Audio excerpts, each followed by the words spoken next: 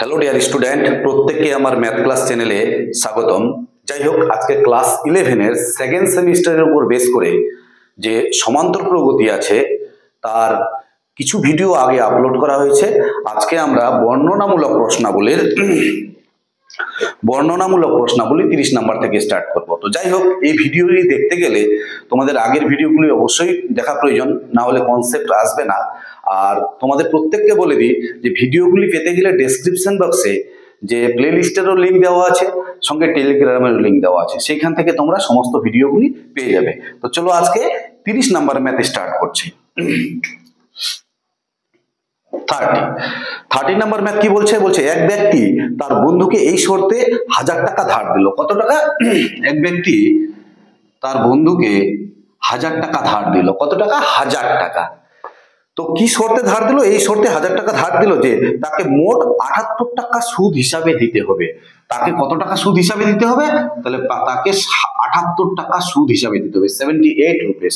তাকে 1000 টাকা ধার দিয়েছিল, তাকে সুদ হিসাবে দিতে হবে কত? 78 টাকা। তাহলে মোট কত টাকা দিতে হবে?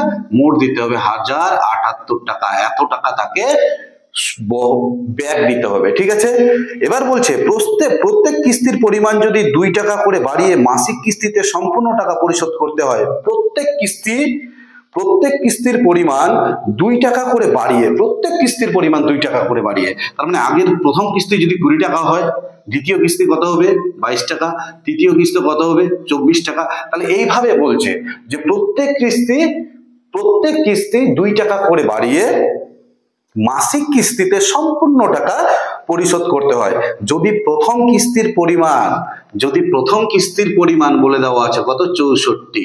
প্রথম কিস্তির পরিমাণ যদি 64 হয়, তাহলে বলছে টাকা ধার করার 1 মাস পরে প্রথম কিস্তির টাকা পরিশোধ করতে হয়। তবে কত মাসে ঋণ পরিশোধ হবে, মানে এই পুরো টাকাটা কত মাসে পরিশোধ হবে?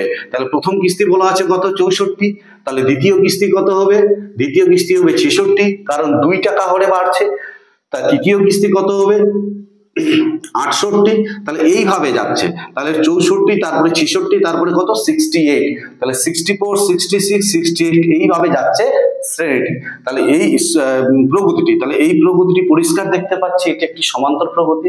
তাহলে পরিষ্কার কত টাকা আমাকে পরিশোধ করতে হবে?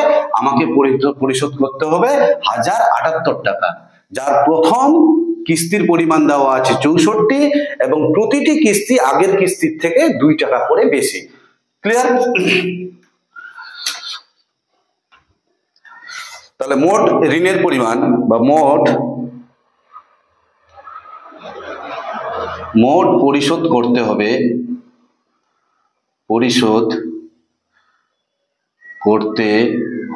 কত টাকা?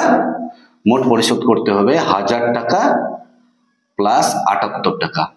1000 টাকা উনি ধার করেছিলেন আর 78 টাকা তাকে সুদ হিসাবে দিতে হবে। তাহলে মোট কত টাকা হচ্ছে? 1078 এত টাকা। ঠিক আছে, এবার কি বলছে? কিস্তিগুলি কিভাবে আছে? প্রথমটা 64, তারপরেরটা কত হবে? 66, তারপরেরটা কত হবে? 68। কেন হচ্ছে? কারণ 64-র সঙ্গে 2 যোগ করলে 66, কারণ প্রত্যেক কিস্তি আগের কিস্তির থেকে 2 টাকা করে বেশি। তাহলে 68 ডট ডট ডট যা একটি সমান্তর প্রগতি।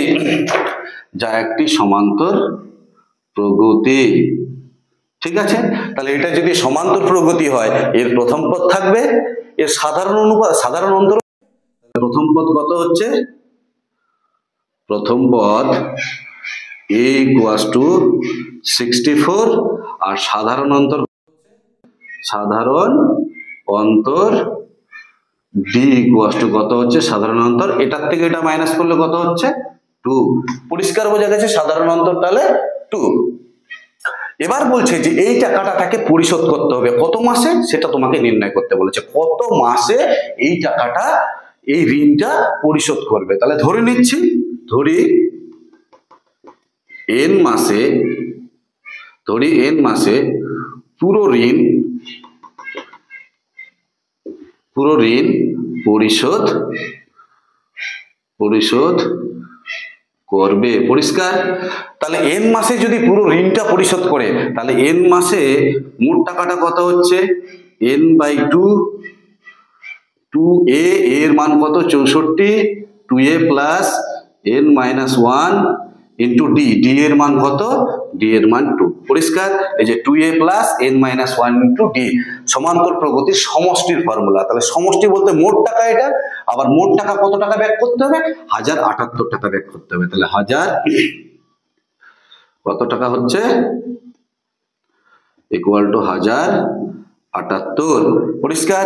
তাহলে এখান থেকে 2 আর এই 2 কমন নিয়ে এই 2টা কেটে যাবে, তাহলে পড়ে থাকছে কত n ইন্টু 2 কমন নিলে এখানে 64 প্লাস n-1 ইকুয়াল টু কত হচ্ছে 1078। তাহলে এখান থেকে কি দাঁড়াচ্ছে 64 থেকে 1 বিয়োগ করলে 63, n আর n গুণ করলে কত হচ্ছে n স্কয়ার প্লাস 63 n এই 1078 ইকুয়াল টু 0। এবার এটাকে সিম্পলিফাই করতে হবে, মিডিল টার্ম করতে হবে। তাহলে 1078 কে যদি আমরা সিম্পলিফাই করি 1078 কত হচ্ছে 2 দিয়ে করলে 5 দুগুণে 10 আর 2 দুগুণে 3 দুগুণে 6 7 9 দুগুণে 18। তাহলে 3 দিয়ে যাবে না, 7 দিয়ে ডাইরেক্ট 7 7 49 4 7 7 49 আবার 7 দিয়ে 7 11 77, তাই তো? তাহলে কত হচ্ছে 7 দুগুণে 14 আর 7 11 77 7 11 77 আর এখানে কত হচ্ছে 7 দুগুণে 14। দেখো 77 থেকে 14 বিয়োগ করলে 63 হয়। ক্লিয়ার? তাহলে এখান থেকে কি দাঁড়াচ্ছে n square plus 77n minus 14n minus 1078 equal to 0। তাহলে n কমন নিলে কত হচ্ছে n প্লাস 77 মাইনাস 14 কমন নিলে কত হচ্ছে 14 যদি কমন নেওয়া হয় তাহলে n প্লাস 14 দিয়ে এটাকে ডিভাইড করলে 77। দেখো 14 আর 77 গুণ করলে কত হচ্ছে 1078 ইকুয়াল টু কত হচ্ছে 0 ইমপ্লাইজ তাহলে n মাইনাস 14 আর n plus 77 equal to 0 implies কত হচ্ছে n মাইনাস 14 ইকুয়াল টু 0 আর n plus 77 not equal to 0। এটা অগ্রাহ্য, ঠিক আছে? কারণ n এর মান তো ঋণাত্মক হতে পারে না। কত মাস -3 মাস -5 মাস এরকম তো হতে পারে না। তাহলে কত হচ্ছে n এর মান 14। তাহলে 14 মাসে কি করবে 14 মাসে কি করবে 1078 টাকা পরিশোধ করে দিবে। কি শর্তে? নাকি এই যে শর্তগুলি দেওয়া আছে এই সমস্ত শর্তে। ক্লিয়ার? বোঝা গেছে? তাহলে 14 মাসে ঋণ পরিশোধ করে দেবে।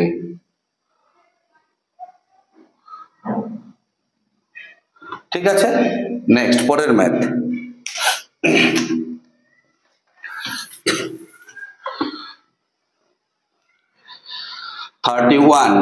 কি দেওয়া আছে 31? অঙ্কগুলো বারবার পড়তে হবে, একবারের জায়গায় 3 বার পড়তে হবে, 3 বারের জায়গায় 5 বার পড়তে হবে, যতক্ষণ না পর্যন্ত পুরো ম্যাথ নিজের মস্তিষ্কের ভিতরে না ঢুকে ততক্ষণ পর্যন্ত ম্যাথগুলো পড়তেই থাকতে হবে। কি বলছে? এক ব্যক্তি কতগুলি মাসিক কিস্তির সাহায্যে এত টাকা ঋণ পরিশোধ করেন, মানে আগের অঙ্কটার মতোই বলছে। এক ব্যক্তি কতগুলি মাসিক কিস্তির সাহায্যে ৯৭৫০ টাকা ঋণ পরিশোধ করে। কি শর্তে?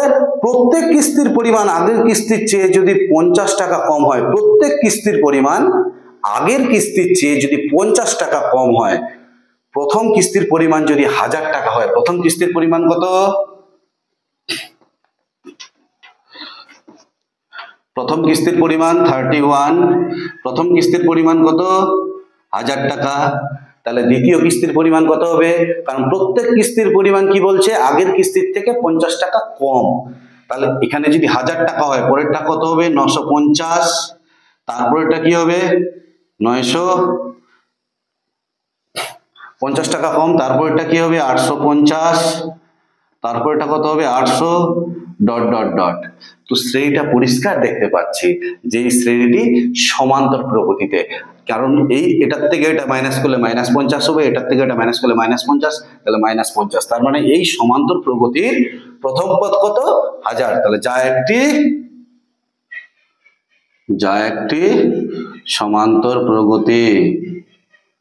সমান্তর প্রগতি, তাহলে সমান্তর প্রগতি হলে প্রথম পদ থাকবে আর সাধারণ অন্তরও থাকবে। তাহলে প্রথম পদ কত?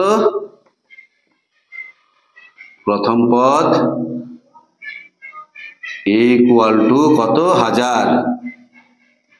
আর সাধারণ অন্তর ডি ইকুয়াল টু কত হচ্ছে? -50। ঠিক আছে, প্রথম পদ 1000 আর সাধারণ অন্তর কত হচ্ছে? এটার থেকে এটা মাইনাস করলে দেখো -50 হচ্ছে। এবার কি বলছে? কত মাসে কত টাকা আছে? টাকাটা দেওয়া আছে ৯৭৫০ টাকা। ৯৭৫০ টাকা।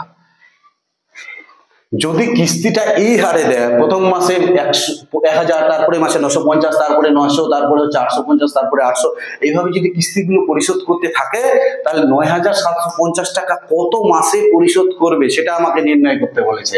তাহলে এটা মোট টাকা, আবার মোটটা আমি বের করবো, তাহলে আমাকে ধরে নিতে হবে যে ধরি n মাসে সব কিস্তির টাকা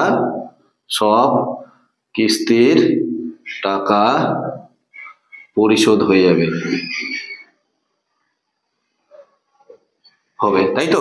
তাহলে n মাসে কিস্তির টাকা পরিশোধ হলে n মাসে আমরা কি জানি? n/2, 2a বলতে কত? 1000, 2a plus n-1 into d কত? d এর মান হচ্ছে -50।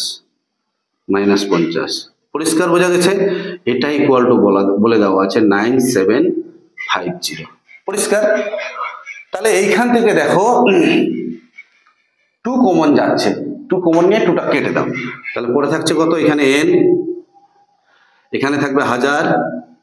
কেন 1000? এই যে 2টা কমন গিয়ে কেটে গেছে, এখান থেকে 2 নিলে 25 দুগুণে 50, তাহলে 25 থাকবে। তাহলে plus n-1 into -25 equal to কত হচ্ছে? 9750। পরিষ্কার? এবার মাল্টিপ্লাই করে দাও, মাল্টিপ্লাই করে দিলে কত হচ্ছে?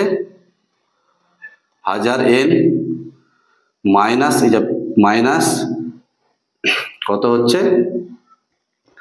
মাইনাস এখানে 25 n আর n গুণ করলে কত হচ্ছে? n²। এই মাইনাসে প্লাস 25, তাহলে কত হচ্ছে? 25n equal to 9750। পরিষ্কার? তাহলে এখান থেকে -25n², আর এখানে 1000n আছে, 1000 থেকে 25 মাইনাস করলে কত হবে? 25 মাইনাস করলে 975, তাই কি না? 1000 থেকে 25 মাইনাস করলে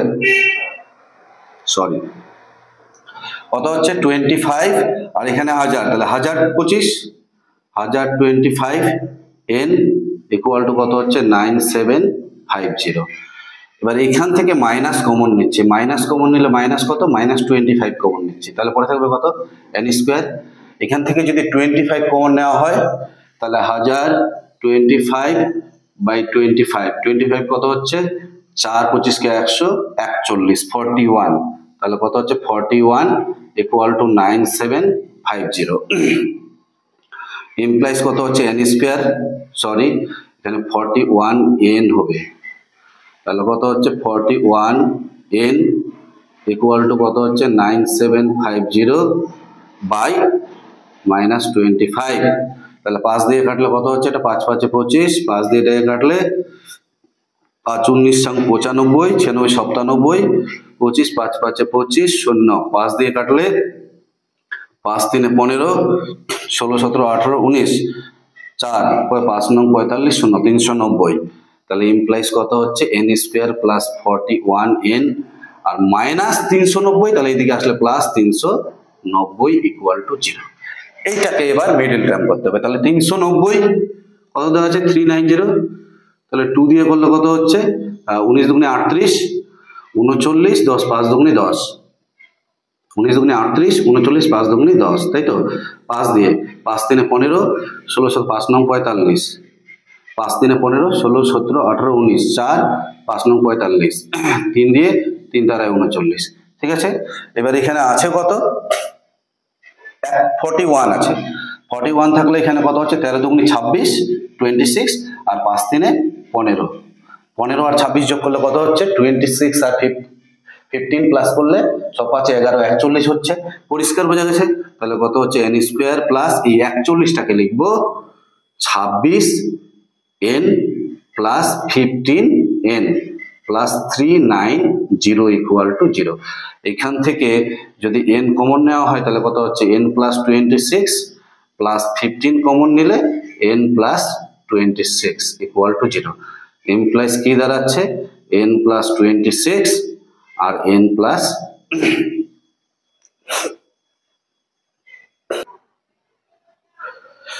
আচ্ছা এইখান থেকে একটু মিস্টেক হয়ে গেছে, এই যে এখানে -25 কমন নিয়েছিলাম, তাহলে এইখানে কত হবে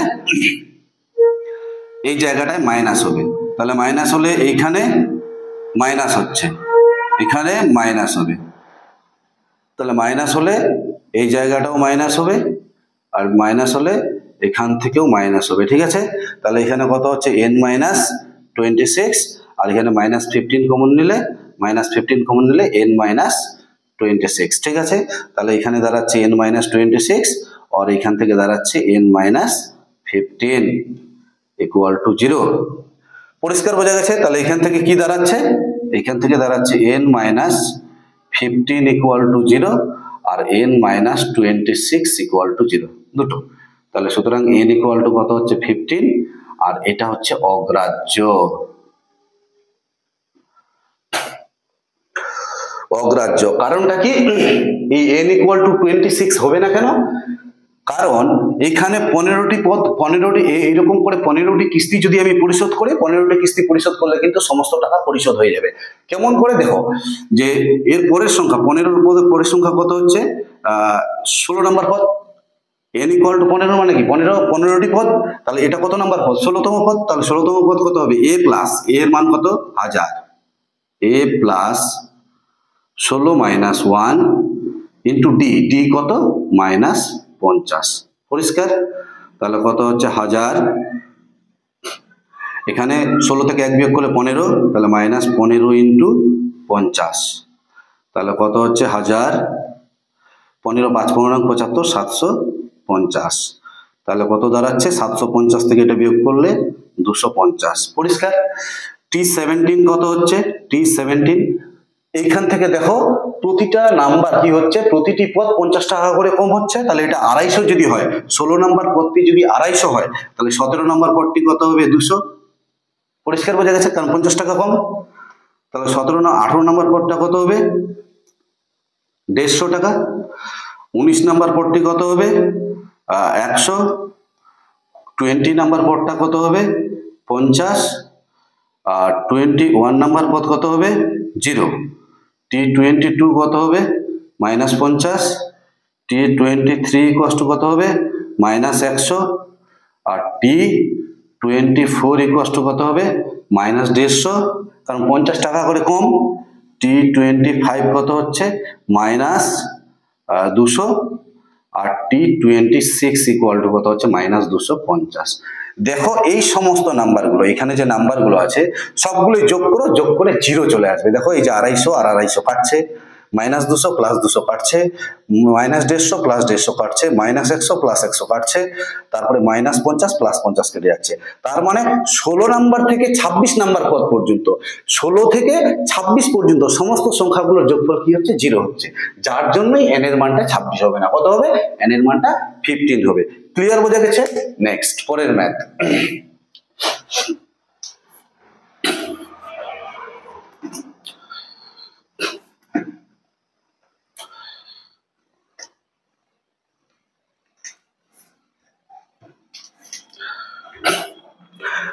এর পরের ম্যাথ কি দেওয়া আছে, বলছে 32 নাম্বার ম্যাথ। 32 নাম্বার ম্যাথ কি বলছে, বলছে যদি আজ 1 টাকা, পরের দিন 2 টাকা, তারপরের দিন 3 টাকা এভাবে সঞ্চয় করা হয় তবে 365 দিনে কত টাকা সঞ্চয় হবে। প্রথম দিন কত বলছে, প্রথম দিন 1 টাকা, দ্বিতীয় দিন কত বলছে 2 টাকা, তৃতীয় দিন কত বলছে 3 টাকা, চতুর্থ দিন কত বলছে 4 টাকা। এই করতে করতে 365 দিনে কত টাকা হবে? তাহলে এটি একটি কি, এটি একটি সমান্তর প্রগতি, সমান্তর প্রগতিতে আছে, তাই তো? সমান্তর প্রগতিতে থাকলে প্রথম পদ a ইকুয়াল টু কত হচ্ছে 1 আর d ইকুয়াল টু কত হচ্ছে, এটার থেকে এটা মাইনাস করলে 1। ক্লিয়ার? কত দিনে? 365 দিনে। 365 দিনে মোট সঞ্চয়, 365 দিনে মোট সঞ্চয়। 365 দিনে মোট সঞ্চয় মানে সমষ্টি, তাহলে 365/2, 2a, a বলতে কত 1, 2a plus 365 minus 1 into d, d কত 1। ঠিক আছে, তাহলে 365/2 এখানে কত হচ্ছে 2 প্লাস 365 থেকে 1 বিয়োগ করলে 364 ইমপ্লাইজ 365/2 ইন্টু 364 আর 2 366, এটা দিয়ে এটা কাটলে 18 দুগুণে 36, 3 দুগুণে 6, 83। তাহলে কত হচ্ছে 365 আর 183, 5 3 15 5, 3 6 18 1 19, 3 3 9 আর 1 10, 8 5 40 0, 8 6 48, 52 2, হাই থাকলো 5, 8 3 24, 24 25 26 27 28 29, 29 আর 1 দিয়ে করলে কত হচ্ছে 5 6 3, সিম্পলিফাই করলে 5 9, 5 দিয়ে 7, এখানে কত হচ্ছে 9 কে 10 6 16, হাই থাকলো 1, 3 দিয়ে 5 আর 1 6, তাহলে কি দাঁড়াচ্ছে 66,795 টাকা। তাহলে প্রথম দিন 1 টাকা, দ্বিতীয় দিন 2 টাকা, তৃতীয় দিন 3 টাকা, চতুর্থ দিন 4 টাকা, এইভাবে যদি আমরা জমা করতে থাকি বা সঞ্চয় করতে থাকি, তাহলে 1 বছর পরে কত টাকা দাঁড়াবে? 66,795 টাকা দাঁড়াবে। ক্লিয়ার? বোঝা গেছে? নেক্সট অ্যান্সার কি আছে? 32, 66,795 টাকা।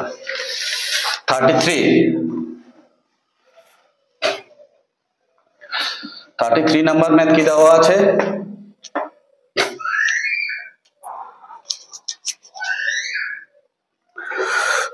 নাম্বার ম্যাথ বলছে যদি একটি নলকূপ, 33 নাম্বার ম্যাথ বলছে যদি একটি নলকূপ বসাতে প্রথম মিটারে 2.5 টাকা খরচা। প্রথম মিটারে কত টাকা খরচা? প্রথম মিটারে 2.5 টাকা খরচা। ঠিক আছে, তাহলে প্রথম মিটারে যদি 2.5 টাকা খরচা হয়, পরবর্তী প্রতি মিটারে 50 পয়সা খরচ হয়। এর পরবর্তী প্রতি মিটারে কত টাকা করে খরচা হবে? 50 পয়সা করে বেশি খরচা হবে। তাহলে পরবর্তী প্রতি মিটারে কত খরচা হবে? 2.5 টাকার সঙ্গে 50 পয়সা যোগ করলে কত হচ্ছে? 3 টাকা। 3 টাকার সঙ্গে 50 পয়সা কত হচ্ছে? 3.5 টাকা। 3.5 টাকার সঙ্গে 50 পয়সা কত হচ্ছে? 4 টাকা। 4 টাকার সঙ্গে 50 পয়সা আবার যোগ করলে কত হবে? 4 টাকা 50 পয়সা। এইভাবে যাচ্ছে, তাই কি না? তাহলে এইখানে বলছে যে 50 পয়সা হয়, তবে 500 মিটার গভীর নলকূপ খনন বসানোর জন্য শেষ মিটারে কত খরচা বসবে? যেমন এইখানে আমি যদি তোমাদেরকে প্রশ্ন করি যে প্রথম মিটারে একটি গভীর নলকূপ খনন করার জন্য প্রথম মিটারে 2.5 টাকা খরচা, আর পরবর্তী প্রতি মিটারের জন্য 50 পয়সা করে বেশি খরচা। তাহলে পরবর্তী প্রতি মিটারের জন্য 50 পয়সা যদি বেশি হয়, প্রথম মিটারের জন্য 2.5 টাকা, আর পরের মিটারের জন্য প্রতি মিটারের জন্য 50 পয়সা করে বেশি, তাহলে এর সঙ্গে যদি 50 যোগ করি তাহলে 3 হচ্ছে। আবার এর সঙ্গে যদি 50 পয়সা যোগ করি, কারণ পরবর্তী প্রতি মিটারের জন্য কত পয়সা করে খরচা বলছে? 50 পয়সা। তাহলে 3 এর সঙ্গে 50 পয়সা যোগ করলে কত হচ্ছে? 3.5 টাকা। তো আমি তোমাদেরকে যদি এখানে বলি যে তৃতীয় মিটারে 3 নাম্বার মিটারে মোট কত, 3 নাম্বার মিটারে তোমার কত খরচা বসবে? তো তুমি কি বলবে? 3.5 টাকা খরচা হবে। আর 3 নাম্বার মিটার পর্যন্ত, প্রথম থেকে 3 নাম্বার মিটার পর্যন্ত মোট কত টাকা খরচা বসবে? তাহলে 3 আর এখানে 3.5 আর এখানে 2.5 কত হচ্ছে? 6 টাকা। 6 আর 3 কত হচ্ছে? 9 টাকা। তাহলে মোট 9 টাকা, মোট 9 টাকা খরচা। আর যদি আমি বলি 3 নাম্বার মিটারের জন্য মোট কত টাকা খরচা, তো এইখানে যেটা নির্ণয় করতে বলেছে যে তবে 500 মিটার গভীর নলকূপ বসানোর জন্য শেষ মিটারে কত খরচ হয়। 500 মিটার গভীর নলকূপ খনন করার জন্য শেষ মিটারে কত টাকা খরচা বসবে। এইখানে যদি বলি 3 নাম্বার মিটারে কত টাকা খরচা বসবে, 4 নাম্বার মিটারে কত টাকা খরচা বসবে, 4 নাম্বার মিটারে 4 টাকা খরচা বসে, 5 নাম্বার মিটারে কত টাকা খরচা বসে, 4.5 টাকা। তাহলে শেষ মিটারে কত টাকা খরচা বসবে। তাহলে আমাদেরকে এগুলোকে টাকায় দেওয়া আছে, এগুলো পয়সায় কনভার্ট করি। পয়সায় কনভার্ট করলে কি হচ্ছে, টাকা করলেই হবে। তাহলে কি দেওয়া আছে, গভীর নলকূপ খনন করার জন্য গভীর নলকূপ খননের খরচ পয়সায় কত হচ্ছে, প্রথমটা 2.5 টাকা মানে 250 পয়সা, তারপরে 50 পয়সা যোগ হচ্ছে 300 পয়সা, তারপরে 50 পয়সা যোগ হচ্ছে 350 পয়সা, তারপরে 50 পয়সা যোগ হচ্ছে 400 পয়সা। এইভাবে করতে করতে যাচ্ছে, যা একটি সমান্তর প্রগতি। ঠিক আছে, তাহলে প্রথম পদ a ইকুয়াল টু কত হবে 250, আর সাধারণ অন্তর d ইকুয়াল টু কত হবে, এটার থেকে এটা মাইনাস করলে 50। কি নির্ণয় করতে বলেছে, তবে 500 মিটার গভীর নলকূপ বসানোর জন্য শেষ মিটারে কত টাকা খরচা বসবে। শেষ মিটার মানে নিশ্চয়ই 500 মিটার। তাহলে 500তম পদ, তাহলে 500তম পদ মানে t 500, এটাই আমাদের নির্ণয় করতে বলেছে। 500তম পদটাই কি শেষ মিটার, সেটাই আমাদের নির্ণয় করতে বলেছে। তাহলে 500 মিটার কত হচ্ছে, a plus 500 minus 1 into D. এর মান কত, এর মান দেওয়া আছে 250 plus 500 minus 1 into D, D এর মান কত আছে 50। গুণ করে দাও, তাহলে কত হচ্ছে এখান থেকে 250 প্লাস 500 সঙ্গে 25 গুণ করলে 5 5 25, আর 1 2 3টা 0, 3টে 0 মাইনাস এটার সঙ্গে এটা গুণ করলে 50। তাহলে 250 থেকে 50 টাকা বিয়োগ করলে কত হচ্ছে 200, তাই কি না, 200 প্লাস এখানে কত হচ্ছে 25,000, ইমপ্লাইজ কত হচ্ছে 25,000 আর 200 কত হচ্ছে 25,200 এত পয়সা। তাহলে 25,200 পয়সা সমান কত টাকা, এটা যদি 100 দিয়ে ভাগ করি তাহলে দুটো শূন্য কেটে যাবে, 252 এত টাকা। তাহলে শেষ মিটারের জন্য খরচা হবে তোমার 252 টাকা। তাহলে এখানে লিখে দিতে হবে শেষ মিটারের জন্য খরচ। তাহলে টি 500 করতে বলেছে, তার মোট কত খরচা বসবে। তার মানে মোট বলতে সবগুলি যোগ, কত দূর পর্যন্ত, নাকি 500 মিটার পর্যন্ত। তাহলে মোট খরচ হবে কত, মোট খরচ হবে S500।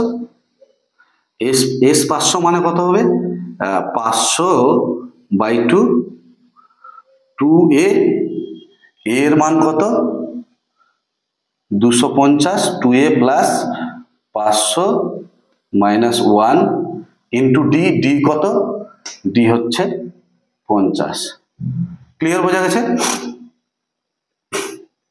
তাহলে এখানে কত হচ্ছে 500কে 2 দিয়ে ভাগ করলে 250, আর এখানে গুণ করলে কত হচ্ছে 250 দুগুণে 500, ঠিক আছে, প্লাস এখানে এটার সাথে এটা গুণ করলে 5 5 25, 1 2 3টা 0 মাইনাস 50। 500 থেকে 250 বিয়োগ করলে কত হচ্ছে 250 ইন্টু 500 থেকে 50 বিয়োগ করলে 450 প্লাস 25,000। তাহলে এটা যোগ করলে কি দাঁড়াচ্ছে 250 ইন্টু 25,450।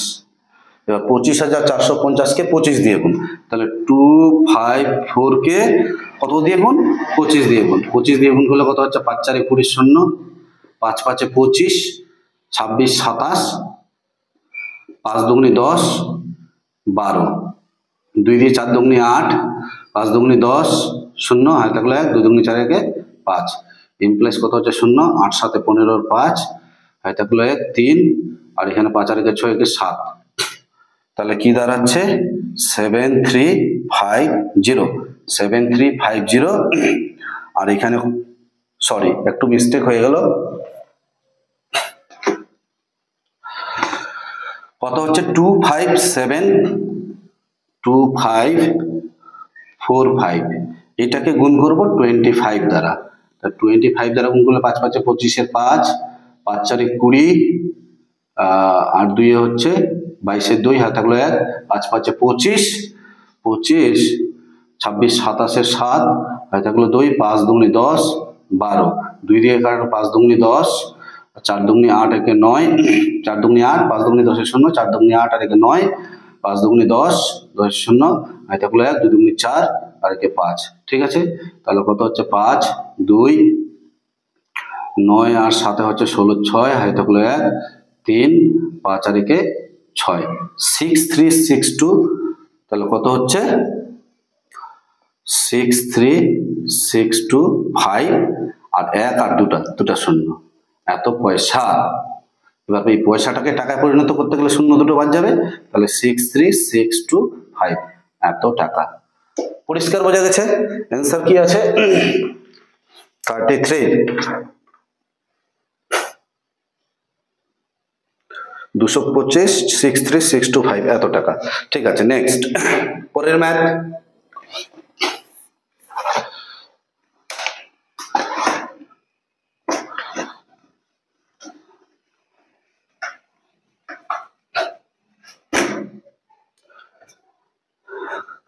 কত দেওয়া আছে 34,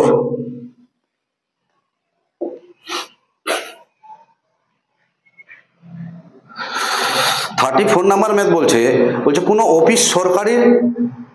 অফিস সহকারীর মাসিক বেতনের বার্ষিক বৃদ্ধি একটি সমান্তর শ্রেণীতে আছে। কি বলছে? কোনো অফিস সহকারীর মাসিক, মানে অফিসে কাজ করে এরকম এক ব্যক্তির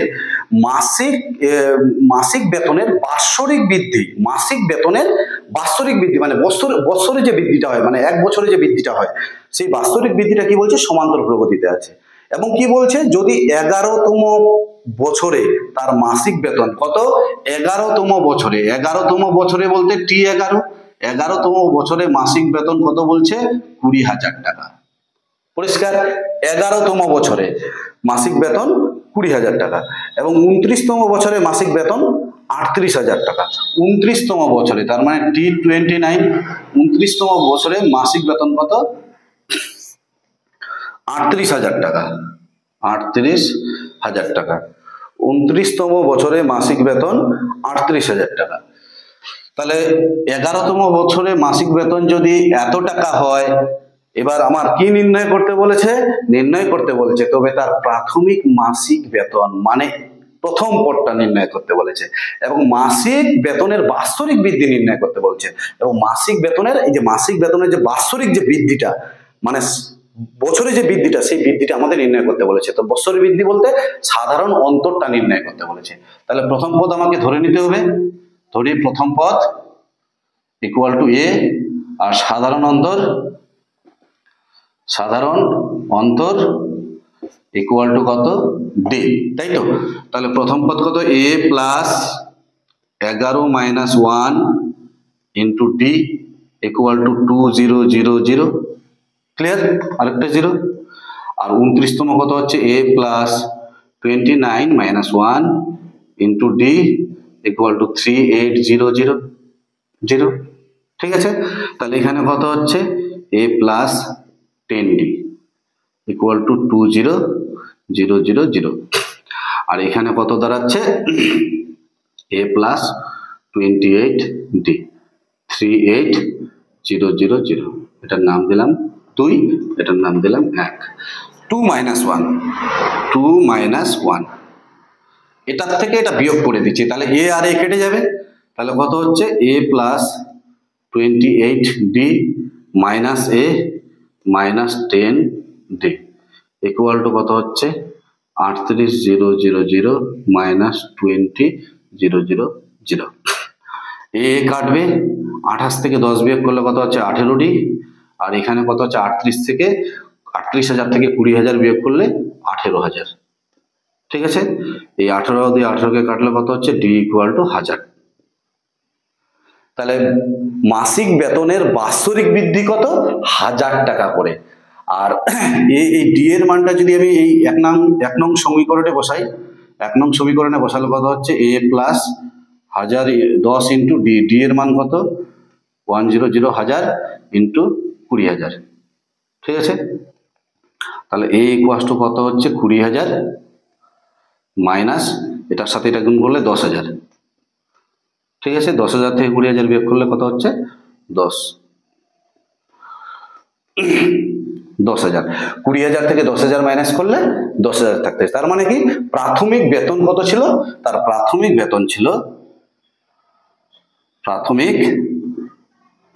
বেতন ছিল কত 10,000 টাকা প্রাথমিক বেতন। আর মাসিক বেতনের বাৎসরিক বৃদ্ধি, মাসিক বেতনের বাৎসরিক বৃদ্ধি, মাসিক বেতনের বাৎসরিক বৃদ্ধি কত হবে, মাসিক বেতনের বাৎসরিক বৃদ্ধি ডি কত, ডি হচ্ছে 1000। পরিষ্কার বোঝা গেছে, এত টাকা। আর কি নির্ণয় করতে বলেছে, বলছে 32 বছর চাকরির শেষে যদি সে অবসর গ্রহণ করে, মানে 32 বছর চাকরি করার পর সে যদি অবসর গ্রহণ করে, তবে অবসর গ্রহণের সময় তার মাসিক বেতন কত ছিল। তার মানে আমাকে নির্ণয় করতে বলেছে অবসর গ্রহণের সময়, অবসর গ্রহণের সময় মাসিক বেতন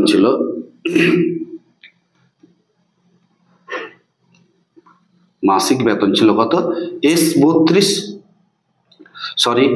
T32 আমাদের নির্ণয় করতে বলেছে। তো T32 মানে কি a plus 32 minus 1 into D. এর মান কত, এর মান হচ্ছে 1000, এর মান দেওয়া আছে কত 10,000। 32 থেকে 1 বিয়োগ করলে কত হচ্ছে 31, আর ডি এর মান কত হচ্ছে 1000। তাহলে কত হচ্ছে এখানে 10,000 আর এখানে হচ্ছে 31,000, তাহলে কত হচ্ছে 41,000, এত টাকা। তার মানে সে যখন অবসর নিয়েছিল, রিটায়ার্ড হয়েছিল, তখন তার মাসিক বেতন কত ছিল 41,000 টাকা করে। তার মানে কি প্রাথমিক বেতন ছিল 10,000, প্রতি মাসিক বেতনের যে বাৎসরিক বৃদ্ধিটা সেটা কত হচ্ছে 1000 টাকা। আর 32 বছর বয়সে যখন অবসর গ্রহণ করে তখন তার বেতন ছিল 41,000 টাকা। নেক্সট পরের ম্যাথ,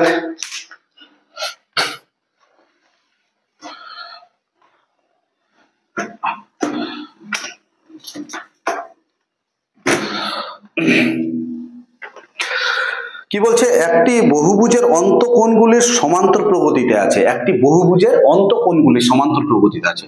বহুভুজ বলতে যেমন এটা মনে করো, এটা কি ষড়ভুজ। ষড়ভুজের কয়টা অন্তঃকোণ আছে, 1টা 2টা 3টা 4টা 5টা 6টা। কয়টি বাহু আছে, 1 2 3 4 5 6। তাহলে 6টি বাহু থাকবে, 6টি অন্তঃকোণ থাকবে।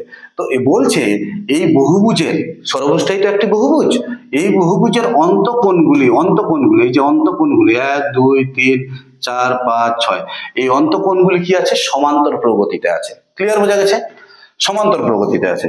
তো সমান্তর প্রগতিতে থাকলে ক্ষুদ্রতম কোণটি বলে দেওয়া আছে। ক্ষুদ্রতম কোণটি কত আছে, তাহলে ক্ষুদ্রতম কোণটি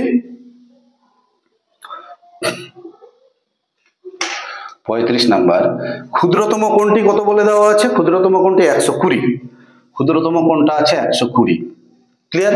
এবং সাধারণ অন্তরটাও দেওয়া আছে কত 5, তাহলে পরেরটা কত হবে 125, তারপরেরটা কত হবে 130, এইভাবে করতে করতে যাচ্ছে। এবার সমান্তর প্রগতি তো আমার বলাই আছে, তাহলে প্রথম পদ a ইকুয়াল টু কত হচ্ছে 120 আর d ইকুয়াল টু কত হচ্ছে 5। পরিষ্কার। এইবার এইখানে বলছে বহুভুজের বাহুর সংখ্যা নির্ণয় করো। তাহলে ধরি বহুভুজের বাহুর সংখ্যা,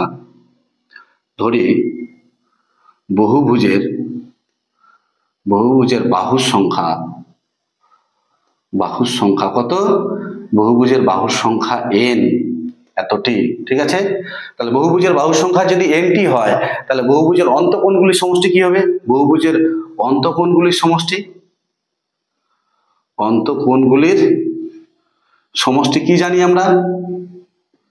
ক্লাস 8-এ ছিল, ক্লাস 7-এও ছিল। অন্তঃকোণগুলির সমষ্টি কি জানি আমরা? n-2, বাহুর সংখ্যা -2 ইন্টু 180 ডিগ্রি। আবার এইখানে অন্তঃকোণগুলি দেওয়া আছে সমান্তর প্রগতিতে, তো সমান্তর প্রগতিতে থাকলে এই অন্তঃকোণগুলির সমষ্টি আমরা বের করতে পারবো।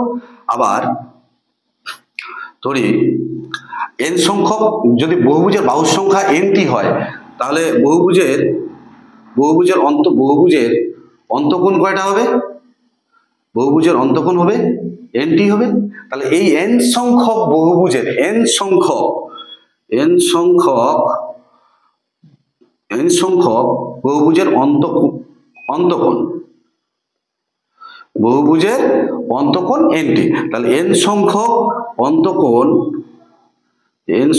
অন্তঃকোণ কোণের সমষ্টি কত হবে? তাহলে n সংখ্যক অন্তঃকোণের সমষ্টি n/2, 2a বলতে কত? 120, 2a plus n-1, n-1 into d, d কত? d কত? d হচ্ছে 5। পরিষ্কার বোঝা গেছে? তাহলে এখান থেকে কত হচ্ছে? n/2, 120 দুগুণে 240 প্লাস 5n মাইনাস 5 ইমপ্লাইজ কত হচ্ছে? n/2 5n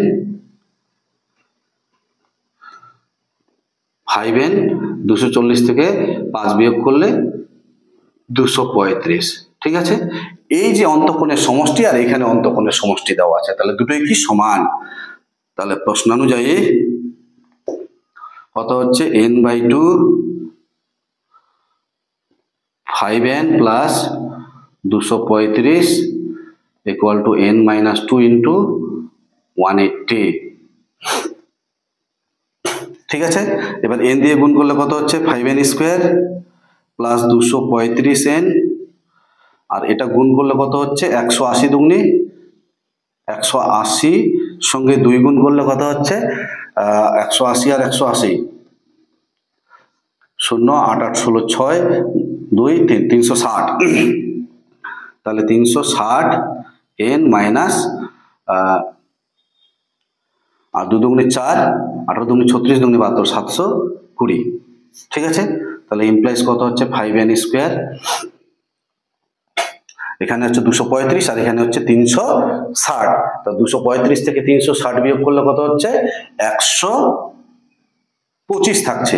360 থেকে 235 বিয়োগ, তাহলে 5 করতে হলো 10, 5 থাকলো 1, 4 4 করতে হলো 6, 2, তাহলে কত হচ্ছে? 125। তাহলে 125 এইদিকে থাকছে, এই সাইডে আসলে কি হয়ে যাবে? মাইনাস হয়ে যাবে, মাইনাস 125n, আর এখানে প্লাস 720। ঠিক আছে, এখান থেকে 5 কমন নিয়ে নাও, 5 কমন নিলে কত হচ্ছে? n স্কোয়ার, 5 দুগুণে 10, 5 5 25 n, আর এখানে 5 14 70 আর 5 4 20 ইকুয়াল টু 0। ইমপ্লাইজ কত হচ্ছে? n square minus 9 long 144, 9n minus 16n plus 144 equal to 0। এটা সিম্পলিফাই করে আসবে n-9 और n-16 ইকুয়াল টু 0। তাহলে সুতরাং কি দাঁড়াচ্ছে? n ইকুয়াল টু 9 और n ইকুয়াল টু 16। ক্লিয়ার? তাহলে অ্যান্সার কি দাঁড়াচ্ছে? n equal to 9। তাহলে কতগুলি বাহুর সংখ্যা হচ্ছে? 9টি বাহুর সংখ্যা হচ্ছে। তো যাই হোক, আজকে এই পর্যন্তই। এর পরের ম্যাথগুলির জন্য পরের ভিডিও আবার করব। তো ভিডিওগুলি যদি ভালো লেগে থাকে তাহলে প্রত্যেকে অবশ্যই স্কিপ না করে পুরোটাই দেখবে। আরেকটি কথা বলছি, ভিডিওগুলি পেতে গেলে প্লেলিস্ট, ডেসক্রিপশন বক্সে প্লেলিস্ট এবং টেলিগ্রামের লিংক দেওয়া আছে। ধন্যবাদ।